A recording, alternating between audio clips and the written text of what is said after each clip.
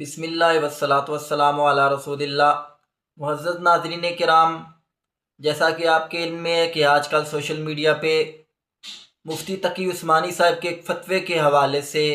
بحث چل رہی ہے۔ گزشتہ دنوں میں مفتی تقی عثمانی صاحب کے مدرسے کا ایک فتویٰ سامنے آتا ہے۔ اس فتوے میں کرپٹو کرنسی کے حوالے سے بات کی گئی۔ اس میں انہوں نے کرپٹو کرنسی کو ناجائز قرار دیا اور اس کو حلال قرار نہیں دیا، اور اس کے حلال ہونے پر انہوں نے کلام کیا۔ اس فتوے پہ مفتی تقی عثمانی صاحب کے بھی دستخط موجود تھے۔ تو اس کے بعد سوشل میڈیا کے اوپر بڑے تبصرے ہونا شروع ہو گئے، اور کچھ لوگوں نے علماء کرام پہ کیچڑ اچھالنا بھی شروع کر دیا اپنی روش کے مطابق، اپنے طریقے کے مطابق، اور کچھ لوگوں نے اس پر اپنی آراء اور قیاس آرائیاں شروع کر دی، اور لوگ تذبذب کا شکار ہو گئے۔ میں چاہتا ہوں کہ اس حوالے سے کچھ چند اہم گزارشات آپ کے گوشے گزار کرتا چلوں، اور اس کے حوالے سے جو علماء کی آراء ہیں وہ بھی آپ کے ساتھ شیئر کرتا چلوں۔ بنیادی چیز تو یہ ہے کہ یہ جو فتویٰ ہے یہ اگرچہ اب دیا گیا ہے مفتی تقی عثمانی صاحب کی طرف سے، لیکن یہ فتویٰ نیا فتویٰ نہیں ہے۔ کرپٹو کرنسی یہ منظر عام پہ آئی تھی 2009 میں، تو اس کے بعد جب وقتاً فوقتاً مختلف ادوار میں اس کے حوالے سے اس کا رجحان کرپٹو کرنسی کا تھوڑا بڑھنے لگا، تو اس وقت بھی علماء کی آراء سامنے آئیں، اور بالخصوص گزشتہ 4-5 سالوں میں 2018 میں اس کے خلاف باقاعدہ طور پہ فتوے سامنے آنا شروع ہوئے۔ جدہ کے مشہور عالم دین نے اس کے خلاف فتویٰ دیا، اسی طرح مصر کے مشہور عالم دین نے اس کے خلاف فتویٰ دیا 2018 ہی میں، اور اسی طرح ترکی کے علماء کے پورے پینل نے بیٹھ کے اس کے خلاف یہ فتویٰ دیا کہ کرپٹو کرنسی جو ہے اس کے اندر غرر اور دھوکہ ہے، لہذا انہوں نے اس کے بہت ساری منفی چیزوں کو سامنے رکھتے ہوئے، چونکہ یہ مال نہیں ہے اور اس میں غرر اور دھوکہ ہے، تو یہ فتویٰ انہوں نے دیا تھا۔ لیکن اس کے بعد سوشل میڈیا کے اوپر اس پہ پہلے بھی بات ہوتی رہی، بحثیں ہوتی رہیں، جس طرح سے 4 سال پہلے کی بھی آپ کو ویڈیوز یوٹیوب کے اوپر مل جائیں گی مختلف چینلز کی، اور ایک چینل کے اوپر وقار زکا صاحب کے ساتھ علماء کرام کی ایک بحث ہے جس میں تمام مسالک کے علماء تھے، جس میں مفتی محمد حنیف قریشی صاحب کا نام سر فہرست ہے،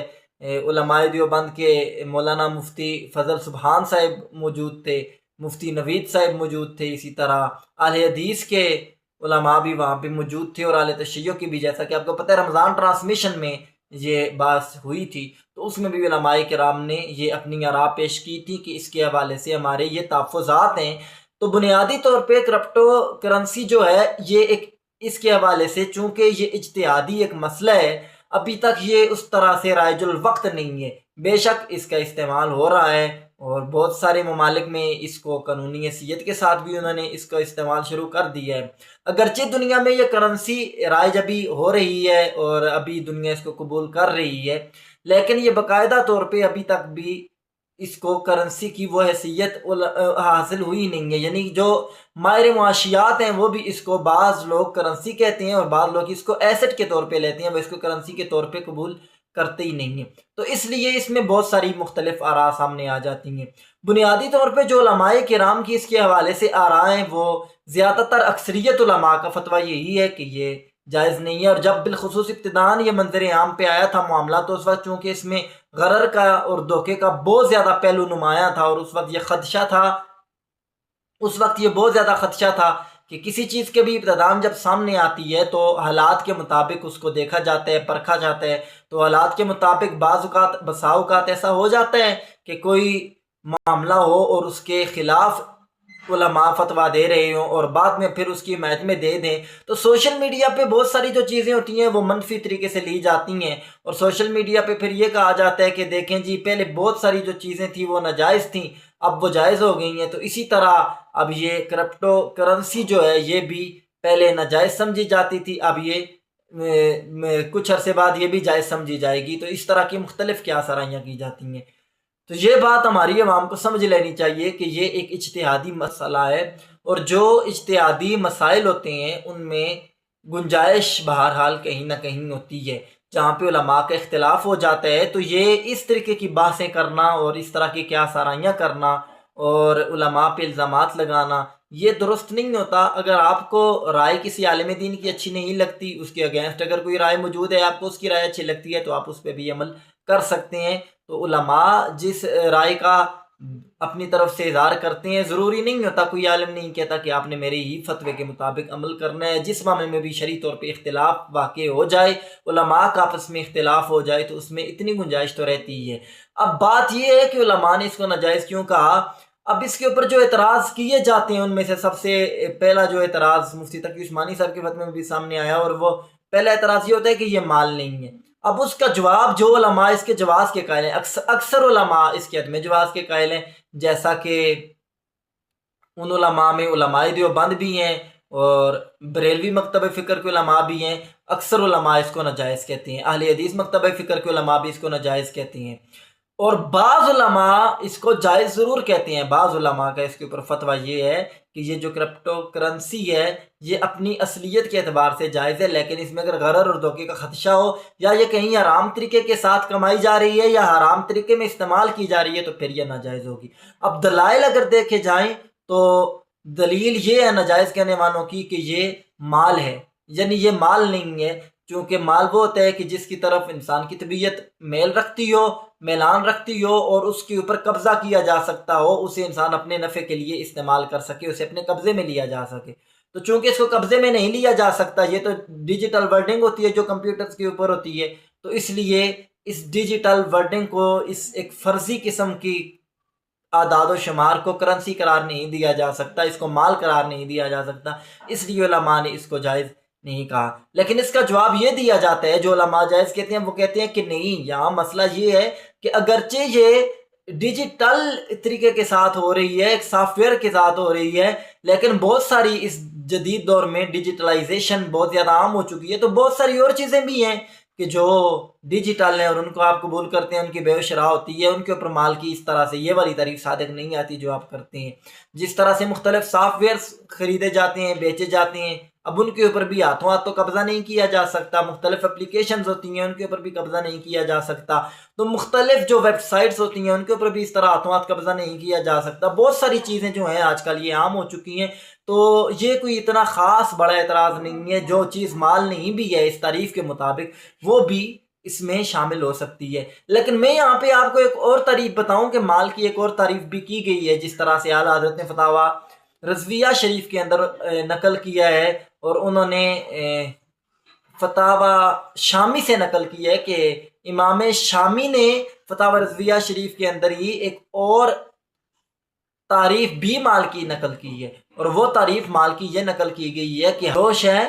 آدمی کے علاوہ ہو اور آدمی اس سے منفعت حاصل کر سکے اور وہ آدمی کے نفع کے لیے پیدا کی گئی ہو، جو بھی چیز انسان کے علاوہ ہے، آدمی کے علاوہ ہے، اور وہ انسان کے نفع کے لیے اگر پیدا کی گئی ہے تو وہ مال ہے۔ تو یہ والی تعریف پھر ان چیزوں پہ بھی صادق کہا جاتی ہے، چونکہ یہ آدمی کے علاوہ ہیں اور آدمی کے نفع کے لیے ان کو پیدا کیا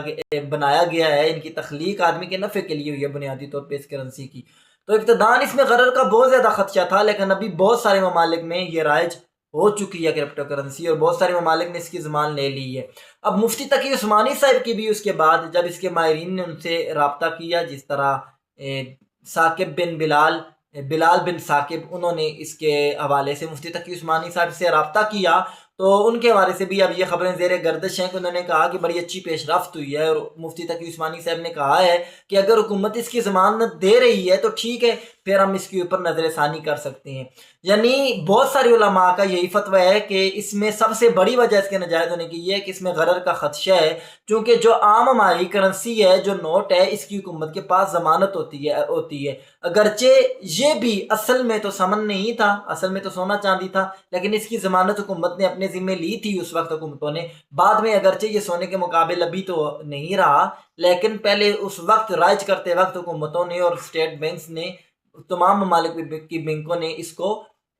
ضمانت دی تھی کہ ہاں یہ ان کی ضمانت کے تحت رائج ہوا تھا، تو یہ بطور رسید کے یعنی اس وقت کام کر رہا تھا۔ تو اسی طرح اب اگر کوئی ملک اس کے حوالے سے کوئی حکومت گارنٹی دے دیتی ہے، ضمانت دے دیتی ہے، تو اس میں وہ غرر والا اور دھوکے والا جو پہلو ہوتا ہے وہ نہیں رہتا۔ تو اسی لیے جو علماء جائز کہتے ہیں وہ کہتے ہیں کہ جہاں پہ اس کی اجازت ہے، جن ممالک کے اندر اس کی قانونی حیثیت ہے اور جن ممالک نے حکومتوں نے اس کی ضمانت دی ہوئی ہے، وہاں پہ اس کے کاروبار کرنے میں کوئی حرج نہیں ہے۔ یہ فتویٰ منہاج القرآن کے مولانا مفتی عبدالقیوم ہزاروی رحمۃ اللہ تعالیٰ علیہ، جن کا گزشتہ دنوں وصال ہوا تھا، گزشتہ دنوں میں جن کا وصال ہوا ہے، ان کا بھی یہی فتویٰ ہے۔ اور باقاعدہ طور پہ ڈاکٹر حسین محی الدین جو ڈاکٹر طاہر القادری صاحب کے بیٹے ہیں، ان کا اس کے اوپر پورا ایک 2024 میں کتاب بھی سامنے آئی تھی کرپٹو کرنسی کے حوالے سے۔ تو منہاج القرآن کا یہی فتویٰ ہے بہرحال کہ جن ممالک میں یہ رائج ہے اور جو ممالک اس کی ضمانت دیتی ہیں تو وہاں پہ اس کے کرنے میں کوئی حرج نہیں ہے۔ جو حکومتیں ضمانت نہیں دیتی وہاں پہ مسئلہ یہ ہے کہ اس میں غرر کا خدشہ ہے، یعنی ایک بندہ اپنا خرید لیتا ہے بٹ کوائنس کو، اور پھر بٹ کوائنس کو وہ خرید تو لیتا ہے، لیکن بعد میں اگر خدا نخواستہ کمپنی کریش کر جاتی ہے، چونکہ یہ جو کرنسی ہے اس کے بنانے والے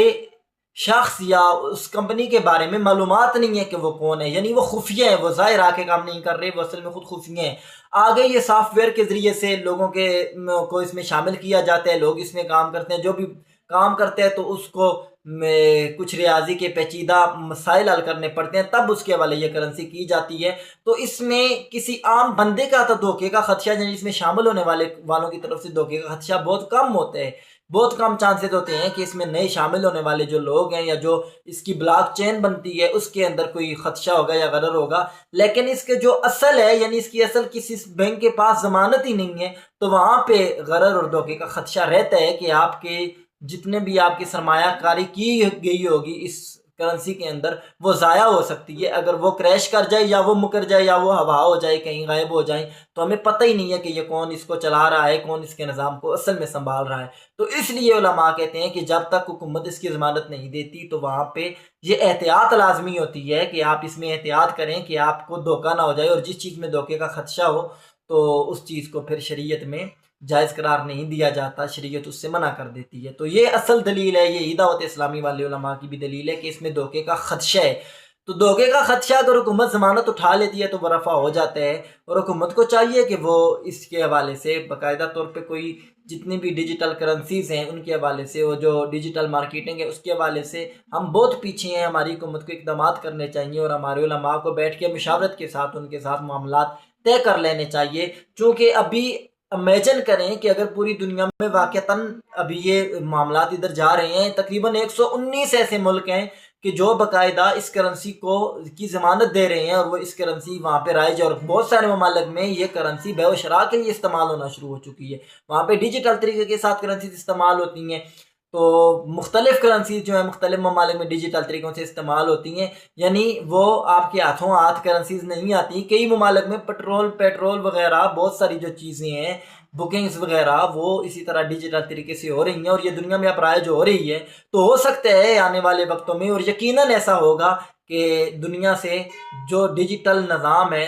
یہ رائج کر دیا جائے گا، اور دنیا سے یہ جو ہمارا موجودہ نقدی کرنسیز ہیں یہ ہو سکتے ہیں ختم ہو جائیں۔ تو اس لیے اس وقت حالات واقعات کا تقاضا یہی ہے کہ ہماری حکومت بھی نظر ثانی کرے اور ہمارے علماء بھی بیٹھ کے متفقہ طور پہ لائحہ عمل دیں، کیونکہ جب تک حکومت ضمانت نہیں دیتی تب تک اس میں احتیاط ضروری ہے، دھوکے کا خدشہ ہوتا ہے۔ اگر حکومت خود ضمانت دے دیتی ہے تو اس صورت میں وہ جو خدشہ ہے وہ دور ہو جائے گا۔ باقی اس کے اوپر کتابیں موجود ہیں، مختلف علماء کی آراء موجود ہیں، ان کا مطالعہ کیا جا سکتا ہے اور فیصلہ کیا جا سکتا ہے۔ بہرحال علماء پہ تنقید کرنے سے پہلے ہمیں مطالعہ کرنا چاہیے، سوچنا چاہیے اور سمجھنا چاہیے ان چیزوں کو۔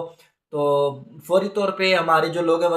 تذبذب کا شکار ہو جاتے ہیں، اور فوری طور پہ کسی معاملے پہ اگر رائے قائم کی جاتی ہے تو اس میں یہ مسائل پھر ظاہر سی باتیں ہوتی ہیں۔ باقاعدہ طور پہ بیٹھ کے مشاورت کر لینی چاہیے تھی فتویٰ دینے سے پہلے بھی، لیکن یہ فتویٰ آج کا نہیں ہے، یہ پہلے کا فتویٰ ہے۔ لیکن وہ پہلے کے حالات اور اب کے حالات میں فرق ضرور ہے۔ پہلے جو حالات تھے اس وقت یہ نیا نظام تھا، اس وقت یہ زیادہ رائج نہیں ہوئی تھی، اس کو قبول عام حاصل نہیں ہوا تھا، اور اب تو یہ یعنی آدھی دنیا اس کو قبول کر رہی ہے، آدھی دنیا اس کی ضمانت دے رہی ہے۔ تو یہ آہستہ آہستہ مزید عام ہو جائے گی، اور جب یہ زیادہ عام ہو جائے گی تو دنیا ڈیجیٹائلیزیشن کی طرف جائے گی، ڈیجیٹل کرنسیز رائج ہو جائیں گی۔ ضروری نہیں ہے کہ یہی کرنسی رائج ہو، کوئی بھی کرنسی ڈیجیٹل رائج ہو سکتی ہے۔ ہو سکتا ہے آپ امیجن کریں کہ کل کو ہمارے یہ جو روپے ہیں،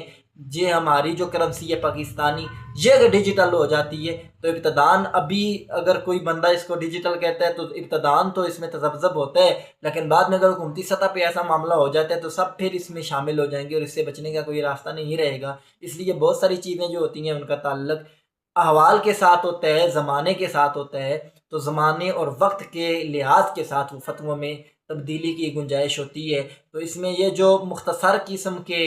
کچھ چیزیں تھیں اور مختصر جو دلائل تھے وہ میں نے رکھی ہیں، ایک دو دلائل۔ باقی اگر کوئی مزید اس کے اوپر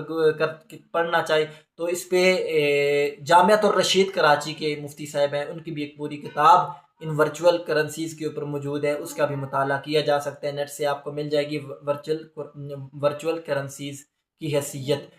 کے نام سے یہ کتاب ہے، اس کتاب کا بھی مطالعہ کیا جا سکتا ہے۔ انہوں نے ان کرنسیز کے حوالے سے بہت سارے شکوک و شبہات کا بھی جواب دیا ہے، بہت سارے اعتراضات کا بھی جواب دیا ہے، اور اس کے جواز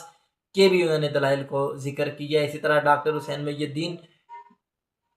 منہاج القرآن کے جو طاہر القادری صاحب کے فرزند ہیں، انہوں نے بھی اس کے اوپر کتاب لکھی ہوئی ہے۔ اللہ کی بارگاہ میں دعا ہے کہ اللہ تعالی ہمیں صحیح معنوں میں دین کو سمجھنے کی توفیق عطا فرمائے۔ وما علیہ الا البلاغ المبین۔